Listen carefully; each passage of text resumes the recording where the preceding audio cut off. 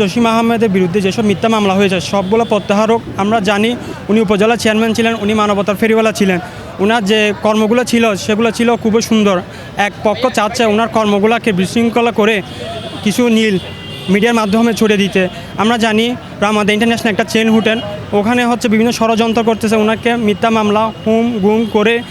এখন আমরা এই ঐক্যবদ্ধ হয়ে জসিম ভাইকে আমরা জামিন চাই। উনি হচ্ছে দানবিক মানুষ, অনেক গরিবের মায়ে বিয়ে দিছে এবং অনেক দান দক্ষিণে করছে। এই বন্যার সময় দুর্ভিক্ষ বন্যার সময় কোটি কোটি টাকা উনি এলাকা দিয়ে গেছে। সৎ মানুষ, উনি হচ্ছে সৎ মানুষ। যে জসিম ভাইয়ার পাশে দাঁড়াইছি, জসিম ভাইয়ার মুক্তি চাই, জসিম ভাইয়াকে আবার নতুন বাবা আরা ফিরতন চাই। গ্রুপের চেয়ারম্যান, রামাদা গ্রুপের এমডি, আমাদের মহল মার্কেটের স্বত্বাধিকারী জমিদার আলহাজ জসিমউদ্দিন সাহেবের বিরুদ্ধে যে মিথ্যা মামলা হয়েছে ওই মিথ্যা মামলা প্রত্যাহারের জন্য আজকে আমরা এই মানববন্ধনের আয়োজন করেছি।